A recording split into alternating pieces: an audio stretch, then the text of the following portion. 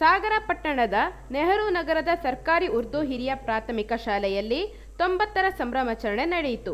ಈ ವಿಶೇಷ ಸಂದರ್ಭದಲ್ಲಿ ನವೀಕೃತ ಶಾಲಾ ಕಟ್ಟಡ, ಅಂಗನವಾಡಿ ಕೇಂದ್ರ ಹಾಗೂ ಕಂಪ್ಯೂಟರ್ ಲ್ಯಾಬ್ ಅನ್ನು ಶಾಸಕರಾದ ಗೋಪಾಲಕೃಷ್ಣ ಬೇಳೂರು ಉದ್ಘಾಟಿಸಿದರು.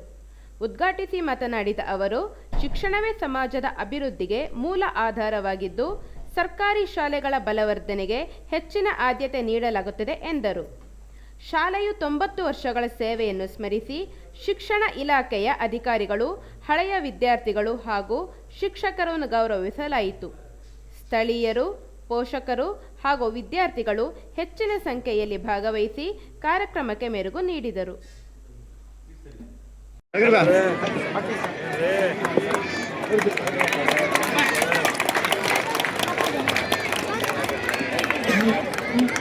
ಸರ್ ಆಗಿ ಇರಲಿ ಸರ್.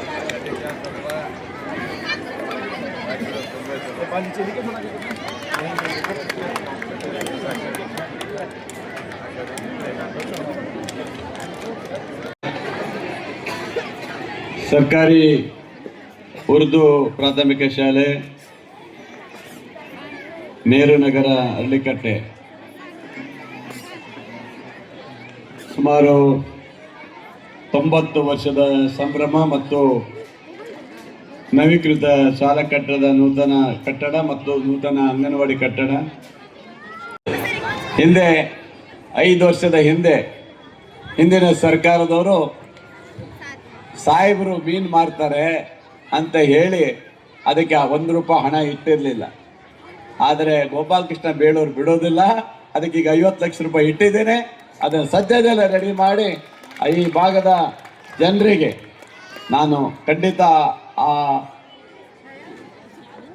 ಹಳೆ ಮೀನು ಮಾರ್ಕೆಟನ್ನು ಈ ಕಡೆ ಶಿಫ್ಟ್ ಮಾಡಲಿಕ್ಕೆ ಆದಷ್ಟು ಬೇಗ ನಾನು ಮಾಡಿಕೊಡ್ತೇನೆ. ಅದಕ್ಕೆ ಇನ್ನೂ ಒಂದಿಷ್ಟು ದುಡ್ಡು ಬೇಕು ಅಂತ ಹೇಳಿದ್ದಾರೆ. ಅದು ಎಷ್ಟೇ ಇರಲಿ, ಇನ್ನೊಂದು 1 ಕೋಟಿ ರೂಪಾಯಿ ಆದರೂ ಪರವಾಗಿಲ್ಲ, ಅದನ್ನು ರೆಡಿ ಮಾಡಿ ಈ ಭಾಗದ ಜನರಿಗೆ ಶಿಸ್ತು. ಯಾವುದೋ ಮಸೀದಿ ಉದ್ಘಾಟನೆ ಅಂತ ಕೇಳ್ತಾ ಇದ್ದಾರೆ. ಹಾಗಾಗಿ ಅದನ್ನು ಕೇಳ್ತಾ ಇದ್ದಾರೆ. ರಸ್ತೆ ಬಿಡಪ್ಪ, ರಸ್ತೆ ಈ ಭಾಗದ ಬಗ್ಗೆ ನಾನು ಮಾಡಿಕೊಡೋ ಜವಾಬ್ದಾರಿ ನಂದು. ಇದ್ರ ಬಗ್ಗೆ ಯೋಚನೆ ಮಾಡಲೇಬೇಡ್ರಿ. ಈ ಭಾಗ 8 ವಾರ್ಡಿಗೂ ಏನು ಬೇಕು ನಾನು ಮಾಡಿಕೊಡ್ತೇನೆ. ಅದ್ರ ಬಗ್ಗೆ ತಲೆ ಕೆಡಿಸ್ಕೋಬೇಡ್ರಿ. ಅದು ನನ್ನ ಜವಾಬ್ದಾರಿ.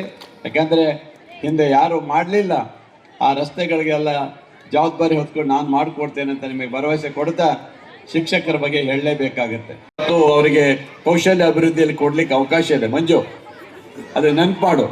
ಅದಕ್ಕೆ ಬೇಕಾದರೆ ಕೊಡ್ಬೋದು, ಇಲ್ಲಾಂದರೆ ನಗರಸಭೆಯಲ್ಲಿ ಕೊಡೋಕ್ಕೆ ಅವಕಾಶ ಇದೆ. ಅದಕ್ಕೂ ಒಂದಿಷ್ಟು ದುಡ್ಡು ಎಷ್ಟಾಗುತ್ತಂತ ಎಸ್ಟಿಮೇಟ್ ಮಾಡಿ ಅದಕ್ಕೂ ಒಂದಿಷ್ಟು ದುಡ್ಡು ಕೊಟ್ಟರೆ ಆ ಹೆಣ್ಣು ಮಕ್ಕಳು ಸಹ ಬಂದು ಇಲ್ಲಿ ಹೊಲಿಗೆ ತರಬೇತಿ ಕೊಡಲಿಕ್ಕೂ ಅವಕಾಶ ಇದೆ ಅಂತ ಮಾತನ್ನು ಇವತ್ತು ನಾನು ಹೇಳ್ತೀನಿ. ಈ ಶಾಲೆ